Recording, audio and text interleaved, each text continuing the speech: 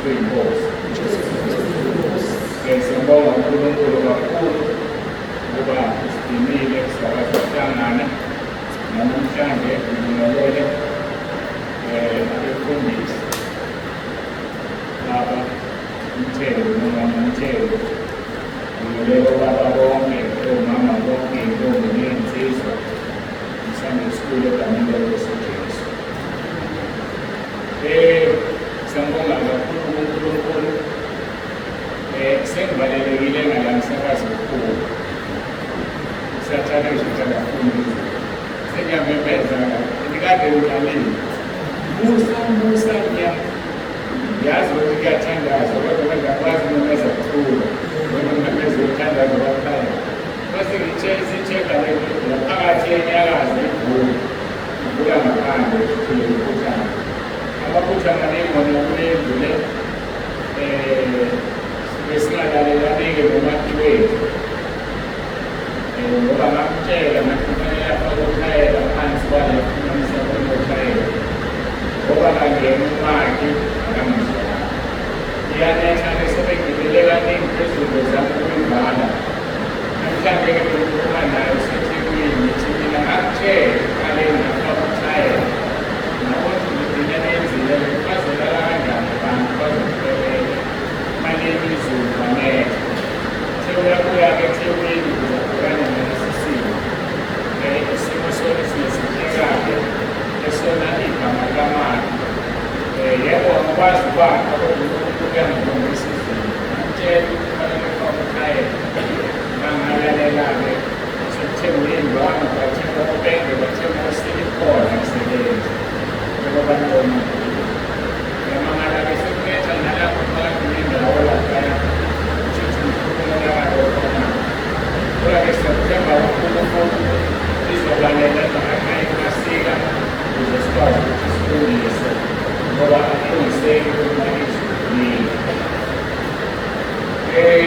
sidluleke kulokho ngicabanga ukuthi bese ngibingelele nome iphasika-ke selifikile siyaphela ukuthi njengoba ngijwayele ukwenza silekelelane bonke ezokobanga ukuthi emanini kwenziwa nini izinto ezenziwayo sibambisana-ke ngazalwane ukuze umsebenzi kakhulu phambili umphelo wenu welisa sibonga uNkulunkulu kakhulu nalapho phakathi kusasele kakhulu ngazi nabantu banentanga kakhulu kuzo lamba kusasele nale current namapha kusasele izokayisele ngithe kufuneka by Tuesday ebeqedile angazi ngokuqedile kodwa-ke isitha sibelele naso kodwa-ke sikhuleke samthemba uNkulunkulu isisitha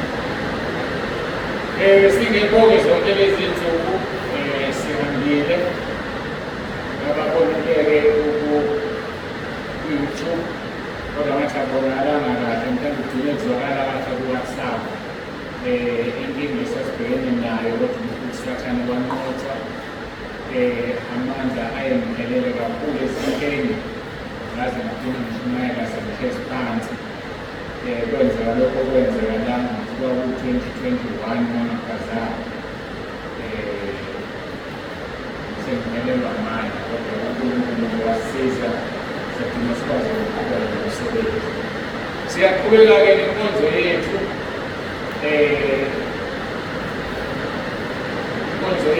Nkosi Sifundise Ukukhuleka part 8 esingena kuye namhlanje part 8 ngizochaza-ke kancane uma sesiqhubekile ngiyacela ukuthi ngibuke ngikhulekele izwi egameni lenkosi uJesu. Baba, egameni likaJesu ophilayo, uNkulunkulu wethu onomusa, siyabonga namasole sisikhathi nangale nkonzo ukuthi lonke ilungu lwakho moya ongcwele, moya kaBaba, moya kaJesu siyathelele phakathi kwethu simolele kulo lonke iqiniso uzambule nangasole sisikhathi. Siyabonga uJesu Kristu uYinkosi. Amen. Sivula amabhayibhili ethu ngokukaLuka chapter 11 verse 1. ngokukaLuka chapter 11 verse 1. Kufundeka-ke kanje, kwathi ekhuleka endaweni ethile esedimini, omunye wabafundi bakhe wathi kuye, Nkosi, sifundise ukukhuleka njengoba uJohane naye wabafundisa abafundi bakhe. uNkulunkulu abusise ukufunda kwezwi lakhe. Ithimi yethu, Nkosi, sifundise ukukhuleka njengokuba uJohane naye wabafundisa abafundi bakhe. Njalo-ke mangiqala lezi nkonzo ngiphawule njengoba sengizophawula nje ukuthi isicelo salo mfundi sikhombisa ukuthi wayesekhathele, imikhuleko yakhe engaphenduka, esekhathele nayimikhuleko yoza kwabo abanye bengaphenduka, ngoba akasho ukuthi Nkosi ngifundise, ukuthi Nkosi sifundise ukukhuleka njengokuba noJohane wabafundisa abafundi bakhe. Sikhulumile-ke kabanzi ukuthi kunesimo kufanele ube kuso ngaphambi kokuba ukhuleke ukuze imikhuleko yakho iphenduke. Okokuqala sathi thethelela, uMark 11 verse 25. Ngaphandle kokuthethelela awukwazi imikhuleko wakho ukuzwakala ezulwini. Okwesibili sathi yiba nesibindi, 1 John chapter 5 verse 14 and 15. Elithi iso lesi sibindi esinaso kuye sokuthi uma sicela utho uyasizwa uma sicela ngokwentando yakhe. Ngizoshumayela ngalezi zinto abasisandula kulo. Okwesithathu, ukholwa, Matthew chapter 21 verse 22. Elithi noma yini enikhulekelayo manikholwa, yazini ukuthi seninayo, lapho-ke sidinga ukukholwa. ENjakobe chapter 1 verse 5 and 8 lithi uma ukukhuleka ungangabazi, ngoba uma uke wangabaza ngeke usamukeliswa utho yilokho elakuyena, ngoba uNkulunkulu wethu ufuna oza kuya khona ukuthi ukhona ukuthi unguzwala kwabamufunayo. Isihloko esikusona esinumber 5 esisithathe ngicabanga ukuthi inkonzo ey'ntathu esithi ungayikhulekeli into ozoyichitha ezingamukweni zakho, ungayiceli into kuNkulunkulu lapho yena engezuthola lutho. Ukuze-ke ungayikhulekeli into ozoyichitha ezingamukweni zakho, udinga umoya ongcwele.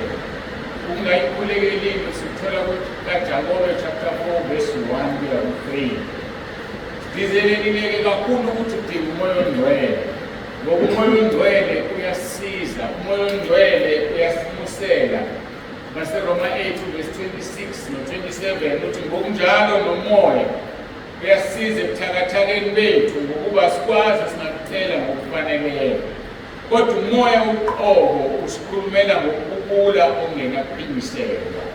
Verse 27, kepha-ke nohlola izinhliziyo uyakwazi ukuqonda umoya ngokuba ukhulumela abangcwele ngokwentando kaNkulunkulu. Umoya ongcwele ukhulumela abangcwele, kubiza ukuthi ube ngcwele ukuze uma uthandaza umoya ongcwele akudlulisele isicelo sakho siye la kufanele siye khona. Lithi uyasisiza ebuthakathakeni bethu. Ngamanye amagama akusho ukuthi umoya ongcwele uyahlala kumuntu obuthakathaka. Ngikhuluma ngokuthakathaka kukamoya. Umoya ongcwele uhlala kumuntu ongcwele, kodwa ebuthakathakeni bethu bokungakwazi kufanele sicele ngesikhathi esifaneleyo, umoya ongcwele usiyangena-ke lapho usiyakuphelela. Ngile ngikhuluma-ke ngemisebenzi kamoya ongcwele u-9 offices of the Holy Spirit.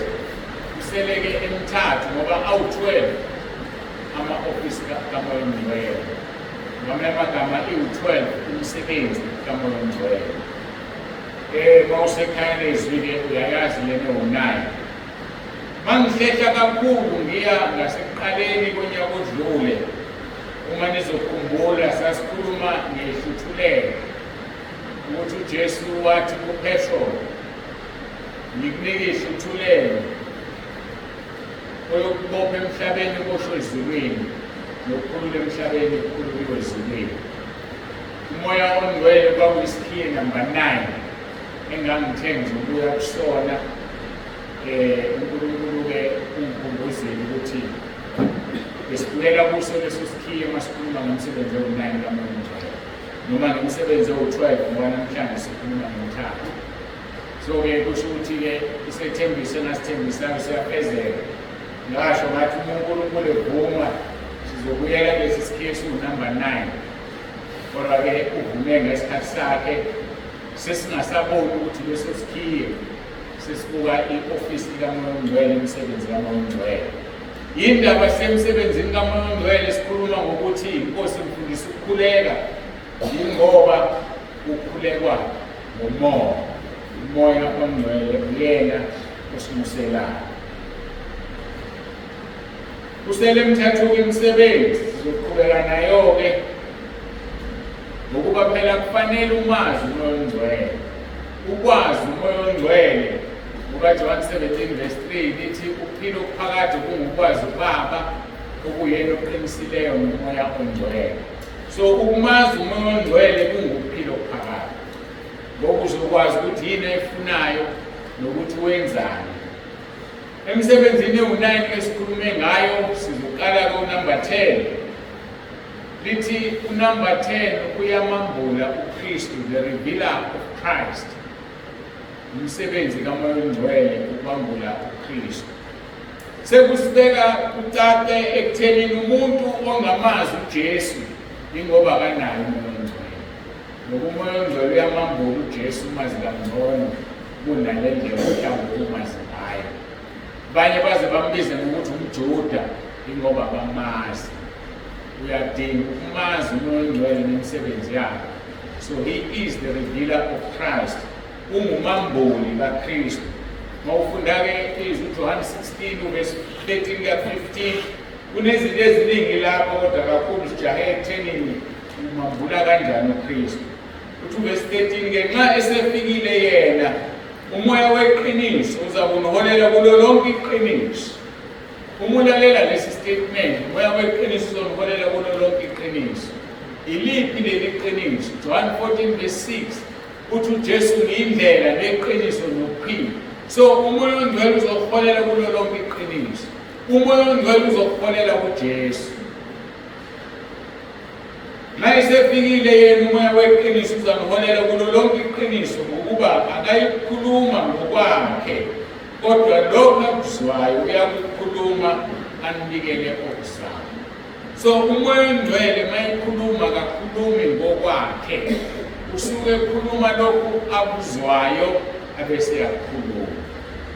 Yebo umoya ongcwele ukuthatha ubunye bukaNkulunkulu. Ekuthatheni ubunye bukaNkulunkulu, uNkulunkulu Baba unomsebenzi wakhe. uJesu onguNkulunkulu indodana unomsebenzi wakhe, noNkulunkulu umoya ongcwele unomsebenzi wakhe. Imisebenzi yakhe-ke lesikhuluma ngayo. Uthi verse 14 kaJohn 16 uyakungikhazimulisa ngokubuya kuthatha kokwami anikele khona. Verse 15 konke uBaba nakho kungokwami, ngalokho-ke ngithe uyakuthatha kokwami anikele. So ukuthatha kukaMoya Ongcwele kokukaJesu kungukumambula, njengoba ngithi is the revealer of Christ.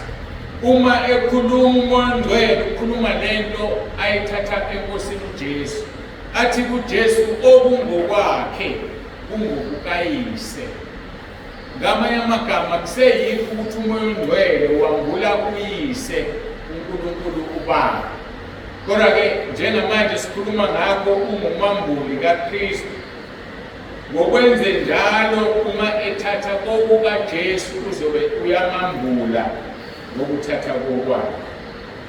Noma yini ozomoya ongcwele yisho uzobe eyithathe enkosini uJesu, akayithathi kokwakhe, akakhulumi kokwakhe.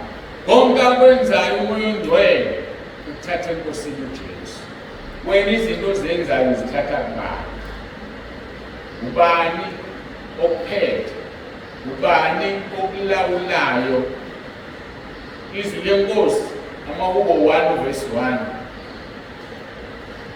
Busisiwe umuntu ongahambi ngeziluleko zababi. Awululekwa yini wena umuntu omubi na? Awululekwa yini wena umuntu ongakholwa? Mhlawumbe une-advisor yakho ayikholwa isindisiwe. Ngake ngayixoxa le ndaba ngelinye ilanga kunomfundisi osahamba usaba seNkosini wayewuthisha kwesinye sezikole. Uprincipal waleso sikole wayeyinyanga, agcine seyinyanga ephethe izinyanga zonke KZN, angazi noma nase-South Africa kodwa KZN wayewusihlalo weyinyanga. Hayi le nsizwa le yathi mina ngiyarizana kulesi sikole ngoba ngiyakholwa ngisindisiwe, angikwazi ukuthatha ama-instructions kuprincipal weyinyanga ngoba kahle kahle ngithi ngithunywa amadimoni. Mawusuba more practical kusho ukuthi umoya ongcwele okimi uthunywa ngamadimoni. Ngakho-ke ngeke ngivume ngoba umoya ongcwele okimi uzosuka. Umbuzo wami uthi wena ama-instructions akho wathatha kubani? Ubani ophethe?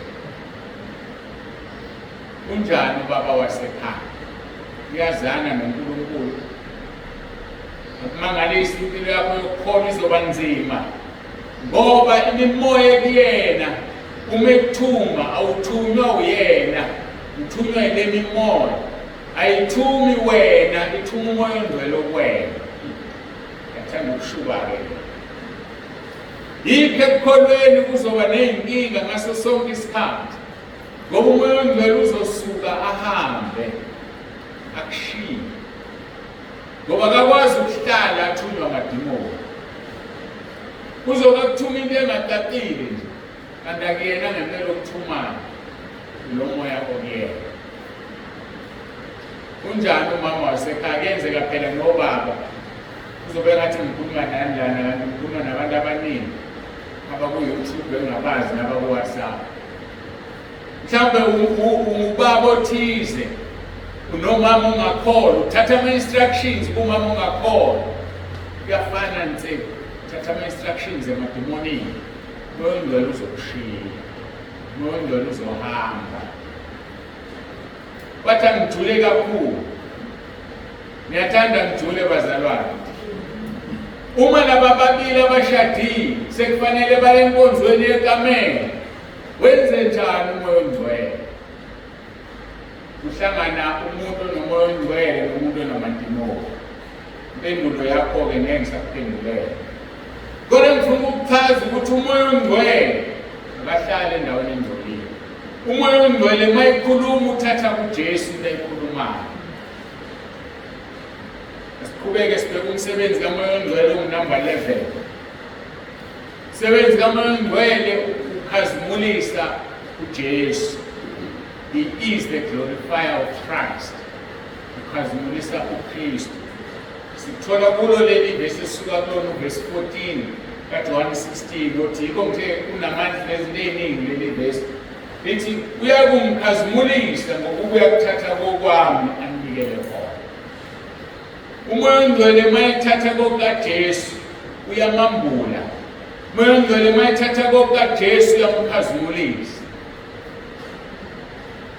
Ngakho uma wena wenza izinto o-instructwe noma otshele umuntu ongakholwa, ukhazimulisa isitha esingusathane. Ungaqondile ngokuthatha ama-instructions kumuntu ongakholwa. Uthi uJesu uyakumkhazimulisa ngokubuya kuthatha kokwami anikele khona. Wena ukhuluma okuthathe kubani? Mawumile ushumayela udonsaphi esiphokweni noma ezulwini. IVN engifakele yona izolo ekuseni ikhulume ngemlilo emibili. Yathi yavutha umuntu ashumayele aqula adumise kanti uvuthiswa isikhoko, uvuthiswa amadimoni. Uyavutha umuntu ashumayele kanti uvuthiswa izulu. Ubani wena uvuthisayo? Ibandla-ke ngenxa yongabi naye umoya kaNkulunkulu bese lihambe likhaya. Kanti mhlawumbe umfana wensimbi ubhemile, umfana wensimbi udla iwulu, ayikakamshayi ukuthi simbone akhuluma ngalo la. Ayikakamshayi ukuthi bambone abazalwane, afike edakile ayidonse i-keyboard, bakhale inyembezi kukhuleka okungaqedwa badumise phathaphatha kuthulithule kodwa sekuyathandaza, babusisa umlilo wasesikhogweni. Yini ekubusisayo wena? Yini ekuphambayo? Yini oyizwayo?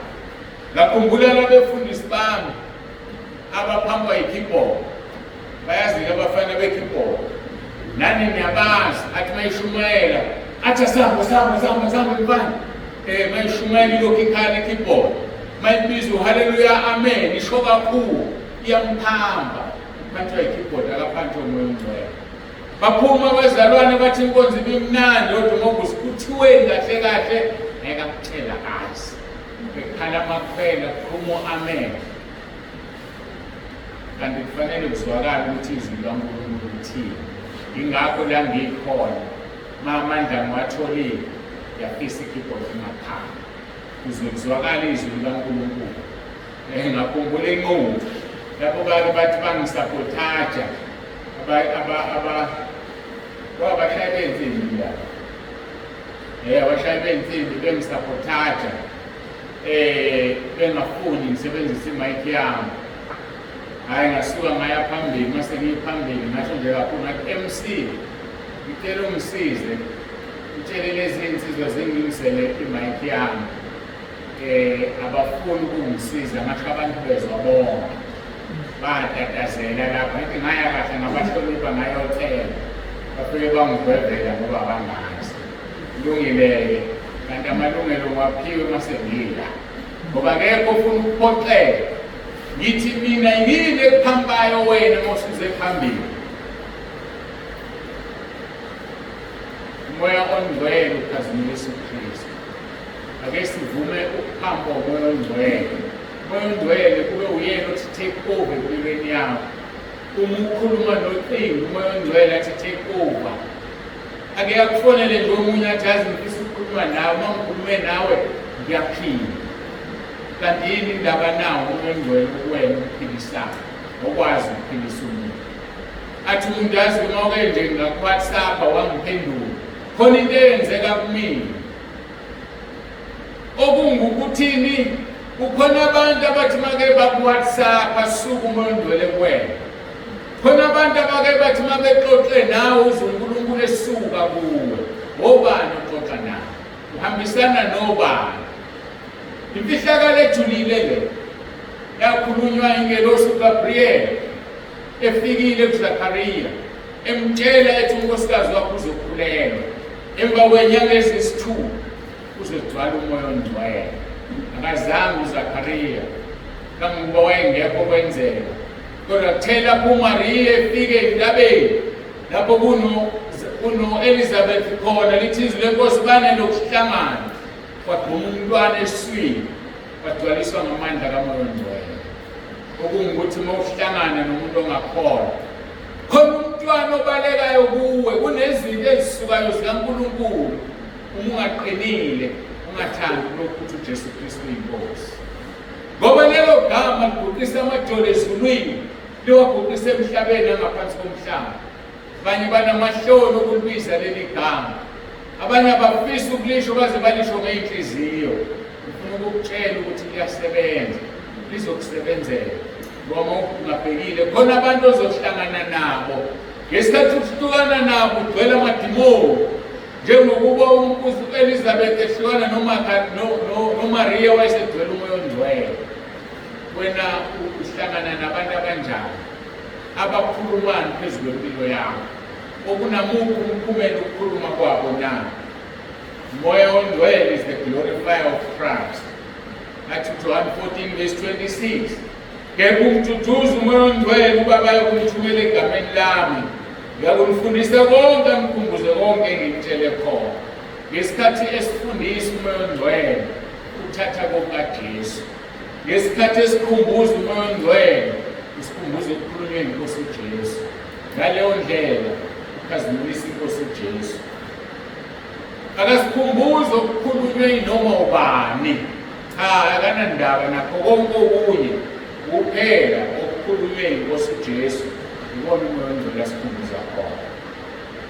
Lokho-ke kumkhazimulisa uKristu. Wena ngempilo yakho ukhazimulisa abantu. Ngempilo yakho ubani umkhazimulisayo? Ngihlale ngicapula lelizwi Isaiah 63 verse 10 elithi bamhlubuka umoya ongcwele waphenduka isitha sabo. Mntakababa khazimulisa inkosi uJesu, khazimulisa uNkulunkulu Baba, ngoba uma ungakwenzi lokho uzophenduka isitha sabo. Uzobona izinto zingalungi, izinto zingahlangani, kanti kunabantu ozwana nabo, kunabantu oxoxa nabo, kunabantu abakuhlanga esithunzi sabo, abesiyangena amadimoni. Inzima lento yamadimoni. uPetro ngesikhathi ekhulekela abantu bebaningi, lithi izwi lenkosikazi babeka abantu abagulayo phansi, bethi la ebhizi uPetro edlula isithunzi sakhe masishayela abantu bazosinda, nembala basinda, nabanamadimoni aphuma ngesithunzi nge-shadow of Peter. Ushaywa isithunzi sikabani wena bese kwenzakalani kuwe? Mhlawumbe uhlushwa izinkanuko nje, hlala uzungezwe abafana bekuhlanga isithunzi, abanye bakugqabele, basebenzisa imithi phela abantu. Athi umuntu ngisebenzisa imithi ufuna ukuthandwa abantu besilisa. Mangale nje ukuhlangane nosista bane naqhawulana nengobrother, usuyamthanda, kanti khona lo muthi awusebenzisile. Noma ubrother usebenzisa umuthi okuthandwa izintombi. Qaphela ukuthi uzwana nobani, uhlangana nobani, ngoba labo ohlangana nabo bazokuthelela ngomoya ophila kuwona. Abangenayo umoya ongcwele abakwazi ukukhazimulisa uJesu. Abangenayo umoya ongcwele abakwazi ukufakaza ngoJesu. Abangenayo umoya ongcwele abakwazi ukuvuma bathi uJesu Kristu uyinkosi. Yibo laba abanenkinga, yibo laba abasizondayo, yibo laba abalwa nathi bafuna ukusibulala, basibulalela ukuthi sithi uJesu Kristu uyinkosi. Bathi sithatha abantu abathathwa yithina, abantu bathathwa yigama likaJesu, ngoba uma usuthe uJesu Kristu uyinkosi, uBaba uyakhazimuliswa ezulwini. John 6 verse 44 uthi uJesu akekho zakimi engadonsiwe uBaba. So masibiza leli gama sidonsa abantu abadonswa yithina, abadonswa yigama, ngoba leli gama linika inkazimulo uyise kaNkosi uJesu, okuyena odonsa abantu abasekuJesu. Thina-ke masithi uJesu Kristu uyinkosi, sesimthathe sambuyisa ngakuthina. Uma-ke ngakuthina ubani ongamelana nathi, ngoba mkhulu okuthina kunosezweni. Yikho-ke bezama ukumelana nathi ngeke balunge, ngoba thina sibalekela kuJesu Kristu uyinkosi. Elithi izwi lenkosi kwabaseFilipi 2 verse 9-11, ngalokho-ke uNkulunkulu wamphakamisa kakhulu, wamnika igama elinamandla eliphezulu wonke amagama, ukuze kuthi ngegama likaJesu amadolonga abhuqe. Hhayi abhuqa wonke futhi, abhuqe ezulwini, abhuqe emhlabeni, abhuqe ngaphansi komhlaba. Bese ziyavuma iy'limi, ziyavuma inwele ngomlomo wakho ukuthi uJesu Kristu uyinkosi na. Vuma uzokukhazimulisa uNkulunkulu Baba, vuma kuzobe kukusindiswa kwakho, usho njalo Roma 10 verse 9. Uma nje uvuma ngomlomo wakho uyasindiswa. Uma ukholwa enhliziyweni yakho ukuthi uNkulunkulu wamvusa uJesu kwabafileyo kuba ukulunga, esiyeke ukuba nokulunga okungokwethu okufana ney'dwedwe ezingcolileyo, sisebenzisa ukulunga okuvela egameni lenkosi uJesu. Mabekubeka ngesilungu King James Version, but that every tongue should confess that Jesus Christ is Lord to the glory of God the Father. Every tongue should confess. Zonke izilimi mazivume. Vuma Suvume kangaki kusile ukuthi uJesu Kristu uyinkosi na. Ngaphandle kukaMoya oNgcwele okhazimulisa inkosi yethu uJesu awukwazi ukuvuma ukuthi uJesu Kristu uyinkosi. Udinga amandla kaMoya oNgcwele. I-ofisi lokudinga likaMoya oNgcwele esithole evangelini likaJohane lithi ungufakazi omkhulu kaKristu. He is the chief witness of Christ. Ufakazi omkhulu kaKristu. Ngoba thina singafakaza ngoJesu, bathi ufakazi omkhulu Moya oNgcwele. Ngoba wathi uJesu kunifanele ukuthi ngihambe ukuze isethembiso sikaBaba esingUmoya oNgcwele sifike. Ngoba mangingamuki ngeke afike. John 15 verse 26 and 27 ithi naye sefikile umduduzi engiyakumthumela kini evela kuBaba, umoya weqiniso ophuma kuBaba. Ngeke ngayithinte kancane le ndaba ngisemnambini. Umoya weqiniso ophuma kuBaba.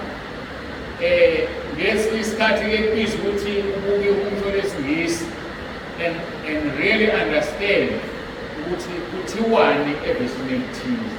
Lithi nxa esefikile umduduzi engiyakumthumela kini evela kuBaba, umoya weqiniso ophuma kuBaba. Evela kuBaba ephuma kuBaba kuzwakala kwamagama afanayo. Kodwa mawusilalela kahle nge-English, but when the helper comes, whom I shall send to you from the Father, the Spirit of truth who proceeds from the Father, he will testify of me. Lo moya uphuma, he proceeds. Kusho ukuthi uqubuka ngaphakathi kuBaba. Uvela kuBaba, uBaba ulethayo kodwa bequbuka kuBaba. Mhlawumbe leli gama elifithayo. Ngakho nxa isefikile umduduzi engiyakumthumela kini evela kuBaba, umoya weqiniso oqubuka kuBaba, uyena oyakufakaza. Ngakho umusa ugcwalisiwe ngamandla kaMoya oNgcwele, ngizokwazi ukufakaza ngoJesu. Ukwazi ukufakaza ngoJesu. Isuka la itekisi izofika 14 akwazi ukuvula umlomo wakho. Bayakhuluma abanye ngeenkolo zabo uyahleka wena, uyakitaza. Bayakhuluma abanye bagxeka uJesu sakuvela, uyahleka wenze ngathi uhambisana nabo, kanti ngenhliziyo uzitshela uhambisane nabo. Kanti uhambisana nabo phela uma ukitazwa yinto emelene neNkosi uJesu. Thina sifuna ufakaze ngoJesu, ngoba umoya ovela kuBaba oqubuka kuBaba uwona okupha amandla ukuthi ufakaze ngoJesu. Uthi ke uverse 27 khumbula ngaphansi kwesihloko esithi umoya oNgcwele ufakaze omkhulu kaJesu, chief witness for Christ. Nani niyakufakaza ngokuba beninami kwasekuqaleni. Ngakho-ke nathi siyofakaza ngoJesu ngoba besinaye kwasekuqaleni. Ledidakeleli igama lasekuqaleni ngoba beninami kwasekuqaleni. Usangaba ukuthi kwasekuqaleni ngoba nganiliza noJesu ngahamba nani yonke leminyaka emithathu. Kodwa kusangaba ukuthi nganginani kwasekuqaleni ngoba uthi uNkulunkulu Jeremiah 1 verse 5 ngingakakuboni ngakwazi. So sasivele sinenkosi yethu uJesu. Mawufunda abaseRoma chapter 8 qala lapha ku-28 lithi laba abazi ngaphambili wabamisa ngaphambili. Laba abamisa ngaphambili wabanika isimo sendodana yakhe ukuba bafane nayo yona ikwazi ukuba izibulo phakathi kwabazalwane.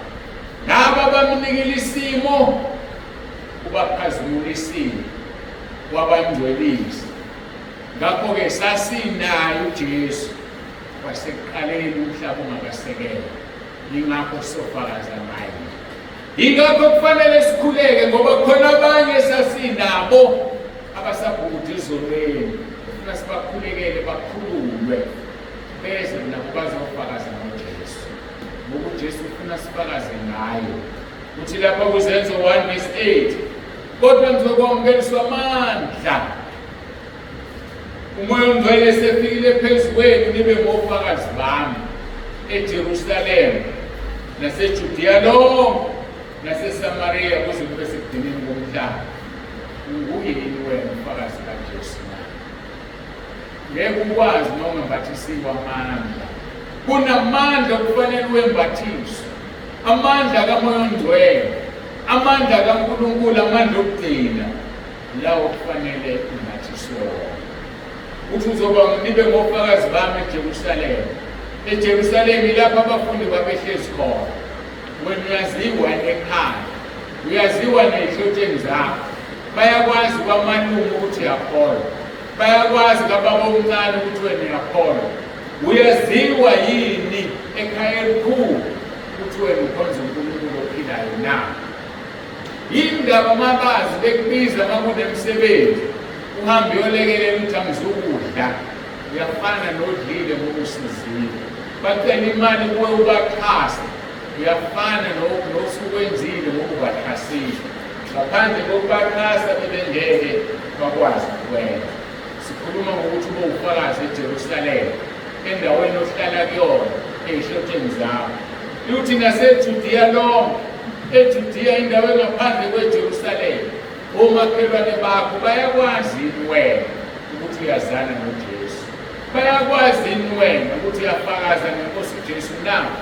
Ngoba kufanele ufakaze ngoJesu, ngeke omunye kufanele ufakaze ngayo. Kodwa mawungenawo amandla kamoya ongcwele ngekukwazi, bese lithi naseSamariya kuze kube sekugcineni komhlaba. Uyaziwa yini esigodini sakini? Uyaziwa yini endaweni yakini oyakhele? Uyaziwa yini esigodini senduna yakho ukuthi wena uyakholwa na? Ukuthi makuhlangene induna ibiza abantu noma ikhansela, udunjwe wena kuthiwe sicela umama ubani asithandazele, sicela ubaba ubani asithandazele. Ngoba uyaziwa ukuthi ukhonza uNkulunkulu ophilayo. Uyaziwa ukuthi makuthandazele umhlangano ngeke ube chaotic, umhlangano wepolitiki abantu imimoya izokwehla ngoba sesicele umama usibani abasikhulekele. Angeke waziwe phela uma ungakhulumi ngoJesu wakho. Kuthiwa kuze kube sekugcineni komhlaba. Ekugcineni komhlaba yinoma ikuphi la uhamba khona, abantu bakubona uphawu ukuthi wena uzelwe kabusha, wena khona inkosi ohamba nayo, nasemsebenzini waziwe. Uthi hayi ungakhulumi nosibani bani kanje, usibani bani akayithandi leyo nto, beze bekubize ngomfundisi. Ngani nango ukuphila impilo abangayiphili? Ngophendula uthini ngofika ezulwini? Ngoba uzophendula ngempilo ephilile. Uthi izwi leNkosi ngizokwamuliswa amandla umoya ongcwele sefikile phezu kwenu, nibe ngofakazi bami eJerusalema naseJudiya lonke naseSamariya kuze kube sekugcineni komhlaba. Athi kuLuka 24:49, bhekani ngiyathumela kini isithembiso sikaBaba, kepha hlalani emzini nize nembathiswe amandla. Sikhuluma ngokuthi uKristu okugcina kamoya ongcwele number 12 ungumfakazi omkhulu kaKristu. Kepha ngeke wena umfakazi uKristu amandla wembathisiwe. UMarko 16:19-20, njalo-ke iNkosi isikhulumile, yakhushulelwa ezulwini, yahlala ngokwesokunene sikaNkulunkulu. Kepha bona abafundi baphuma bashumayela ezindaweni zonke, iNkosi isebenza nabo, iqinisa izwi lezibonakaliso ezilandelayo. iNkosi isebenza nabo. Wasebenza kanjani uJesu nabo? Ngoba waqeda ukukhuluma lento wakhushulelwa ezulwini nabo. Usebenza kumoya ongcwele. Umoya ongcwele wayenabo ngaso sonke isikhathi. Umoya ongcwele wayesebenza nabo efakazela izwi. Abantu bekhulekelwa besini, abantu bekhulekelwa bekhululwa emadimonini, abantu beza ney'nkinga zabo zikhulekelwa zikazuluka. Ngakho-ke kusemqoka ukuthi uma ukhuleka, athi umfundi iNkosi Sifundise ukukhuleka. Ukuthi uma ukhuleka, ukhuleke ngomoya, ukhuleke ngeqiniso. John 4:23-24, uJesu ekhuluma nowaseSamariya. Kodwa isikhathi siyeza sesikhona namanje lapho abakhulekayo, abaqinisileyo bayakhuleka kuBaba ngomoya nangeqiniso, ngokuba ufuna bakhuleka kuye. kanjalo. uNkulunkulu ngumoya, abakhuleka kuye bafanele ukukhuleka ngomoya nangeqiniso. Ukhuleka ngani wena? Uyakhuleka ngomoya nangeqiniso na? Ngathi-ke ngelinye ilanga bojwayele uma ufunda iBhayibheli, uma uNkulunkulu ekuphila ukuthi uye esikoleni, ujwayele ukuba neBhayibheli lesingisi. I-New King James Version ngathi-ke iyona ukushe ngoyithatha kwisiGreek esasikhulunywa nesiHebheru, ikhuluma udaba oluzwakala hlukile kuleli vesi engiqeda ukucaphuna elithi isikhathi siyeza sesikhona namanje lapho abakhulekayo abaqinisileyo ukukhuleka kwabo ngomoya nangeqiniso, ukuba ufuna abakhuleka kuye kangaka. uNkulunkulu ngumoya, abakhuleka kuye bafanele ukukhuleka ngomoya nangeqiniso. Lihlukile-ke kwi-New King James lithi, but the hour is coming and now is when the true worshippers will worship the Father in spirit and in truth. For the Father is seeking such to worship him. Ngingayi 24. Akukhulunywa ngokukhuleka la, kukhulunywa ngokuweshipha. Ukuweshipha ukukhonza. Ngamanye amagama lithi, kodwa isikhathi siyeza sesikhona namanje lapho abakhonzayo abaqinisileyo beyokukhonza uBaba ngomoya nangeqiniso. Ukukhonza inkonzo ehlanganisa ukukhuleka, ehlanganisa ukufakaza, ehlanganisa ukushumayela, ehlanganisa zonke izinto ezenziwayo enkonzweni ukukhonza. Ngamanye amagama-ke ngehumusho eliqondile, i-New King James Version, uNkulunkulu ufuna ukukhonzwa ngomoya nangeqiniso, not ukukhuleka kuphela. Okungukuthi uma udumisa ungumdumisi, dumisa ngomoya nangeqiniso. Uma uyi-asha, yiba yi-asha ngomoya nangeqiniso. Uma ungumthandazi, uyi-intercessor, yiba yi-intercessor ngomoya nangeqiniso. Uma ungumfundisi ushumayela ngomoya nangeqiniso. Uma ungumzalwane nje ohlezi ulalela ngomoya nangeqiniso. Kuze ungaphumi la, ushintshe imeseji, uyenze ibe distorted ngoba ubungalalele ngomoya nangeqiniso. Ngakho kufanele yonke into oyenzayo uyenze ngomoya nangeqiniso, ngoba uyenza ngenyama uzolahlekelwa imeseji uNkulunkulu afuna uyithola. Verse 24, lesingisi King James Version, God is spirit, and those who worship him must worship him in spirit and in truth. Uma ufuna imikhuleko yakho iphendulwe, yiba kumoya. Uma ufuna imikhuleko yakho iphendulwe, yonke into oyenzayo mayibe kumoya. Ngisho ukukhuluma nomuntu, ukhuluma kumoya. Yabazi abantu bezwe uma bekhuluma besenyameni, bavele bashintshe iganyana nje olukhulume innocently. Ngifuna ngizwe kahle ngoba ngeke ngilisho. Igama lokukhulume kahle innocently balithathe balifake emkhubeni. Sibani usuthe kanti nabengaqondile lo. Yini na ukuba kwenyama? Nomzalwane umuntu mayikhuluma nje into ithathe ifake kumoya. Spiritually then uzounderstand ukuthi uthini. Noma ngabe bekhuluma umuntu wenyama esenyameni, ithathe into yakho ifake kumoya ukuze ungalimali. Malingisa abantu bezwe abathatha ukukhuluma nje okusho ukuqondile, uzithola ukuthi intambo ungayithukanga, uyithola ukukhuluma amagama abangcwele ungakhulumanga ngoba yena usenyameni uselithathele igama. Ngakho-ke nawe yiba kumoya. Usiyabona ukuthi izinto zikaNkulunkulu zilahlekela ngoba ukho kumoya. Fika kukhuluma uNkulunkulu uyithathe lento ngenyama ungezwe ukuthi kuthiwani. Ngakho-ke uNkulunkulu wethu ufuna abamkhonzayo bamkhonze ngomoya nangeqiniso. uNkulunkulu wethu ufuna abakhuleka kuye bakhuleke ngomoya nangeqiniso. Mawufuna umkhuleko wakho uphendulwe, athi umfundi Nkosi Sifundise ukukhuleka, hlala kumoya. Ngeke kube kumoya ungahlanziwe ngegazi likaJesu.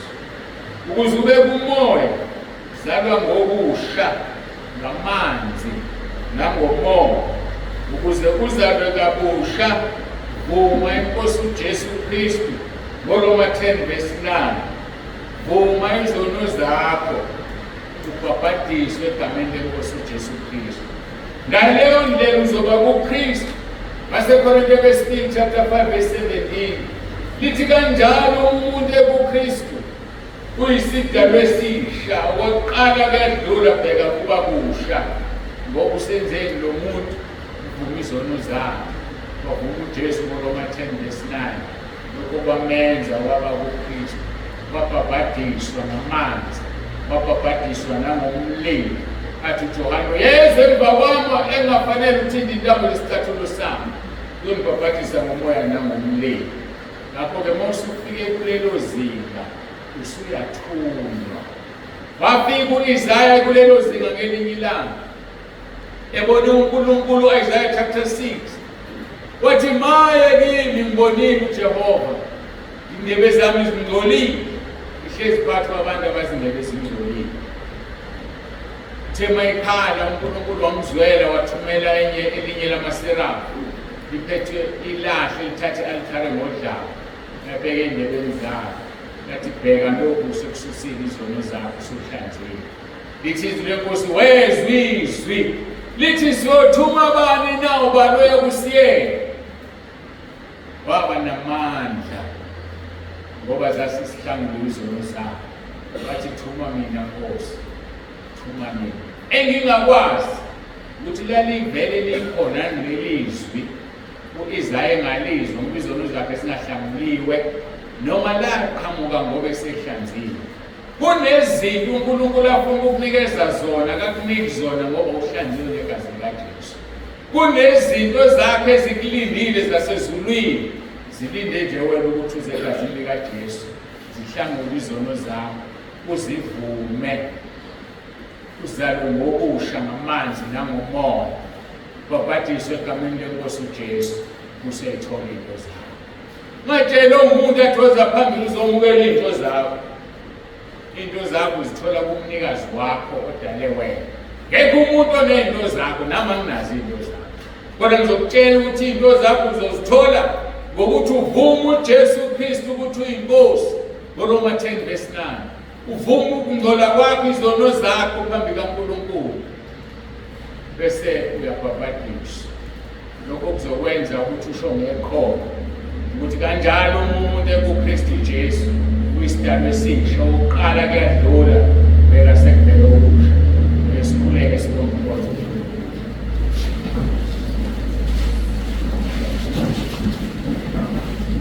Baba egameni elithi lomfowethu uJesu ophilayo uNkulunkulu wethu nomusa siyabonga siyathobeka. Siyabonga Nkosi uthando lwakho sithanda ngalo ngoba uyasifundisa. Sifundisile yonke imisebenzi kaMoya oNgcwele siyayazi manje nokuthi ngaphandle kaMoya oNgcwele asikwazi kwenza lutho. Siyadinga uMoya oNgcwele. Nathi ibandla lakho Nkosi lasentabeni yendlu kaJehova kuyabonelelwa. Liseyindaweni eziningi na-WhatsApp likhona lilalele manje. Nebandla lakho lisemabandleni amanye elikhona ku-WhatsApp.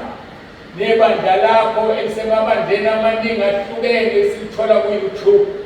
Olalele njengamanje ngiyakhuleka Nkosi ukuba umsize umbonise okufanele akwenze. Uma sekwenzile bese uyamgcwalisa ngamandla kaMoya oNgcwele. Siza kuwe uNkulunkulu wethu siyabonga. Siyakhuleka ukuba ehlukaneni kwethu kube kanye nathi. Hambe naloyo ufikile umlondoloze umgcine umyele ngegama likaJesu Kristu iNkosi ephilayo. Yenza umangaliso Nkosi. Londoloze kube yilona loyo kuze kube usuku lokugcina. Angene ekhaya ezulwini athole umkhele wakhe.